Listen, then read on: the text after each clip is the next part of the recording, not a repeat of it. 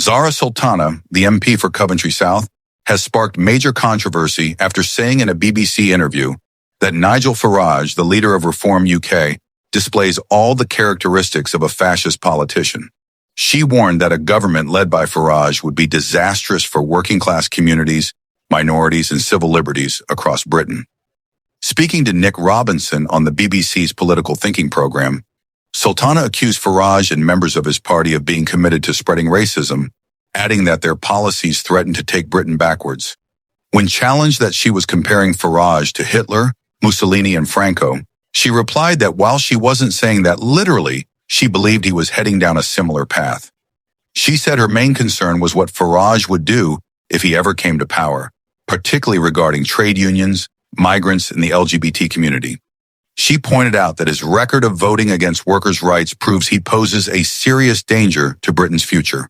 Sultana also rejected calls for a two-state solution between Israel and Palestine, instead calling for a single democratic state from the river to the sea, which she described as the only just outcome, guaranteeing equality for everyone. Her comments triggered a storm of criticism.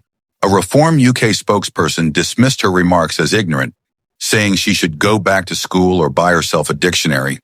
Farage, on the other hand, defended his record, claiming that he had done more than anyone else to defeat the far right in Britain, reminding the public that he took on the BNP more than a decade ago and urged voters to reject their racist agenda. Yet Sultana's statements reignited the long-standing debate over whether comparisons to Hitler and fascism have any place in British political discourse, or whether they only deepen divisions in an already polarized society. Her new party, temporarily named Your Party and co-founded with Jeremy Corbyn, has also been mired in internal chaos and public disputes over membership data and funding, with around 20,000 paying supporters reportedly affected. Despite the turmoil, Sultana continues to criticize the British government, calling for all diplomatic ties with Israel to be suspended and for the UK to withdraw from NATO, accusing Britain of complicity in what she calls war crimes against Palestinians. Meanwhile, Nigel Farage remains a dominant force in British politics, benefiting from growing public frustration with both Labour and the Conservatives. Recent polls suggest that Reform UK could make massive electoral gains in the next general election, potentially overtaking both major parties combined. Now let's turn to you. Do you think Zarah Sultana's comments were brave and honest, or do they cross a dangerous line in political debate? Share your thoughts in the comments. Your opinions fuel the conversation here on England Now 7. In the days following her remarks, more controversy hit Reform UK when one of its MPs complained on Talk TV that TV adverts were full of Black and Asian people. The comment provoked a backlash, and she later apologized, saying her words were poorly phrased. Farage described her remarks as wrong, but refused to suspend her, saying he did not believe her intention was racist and arguing that they should be understood within what he called the DEI madness, sweeping through British institutions. As for Sultana, she described the war in Gaza as deeply distressing, insisting that the UK government had the power to stop it, but chose not to.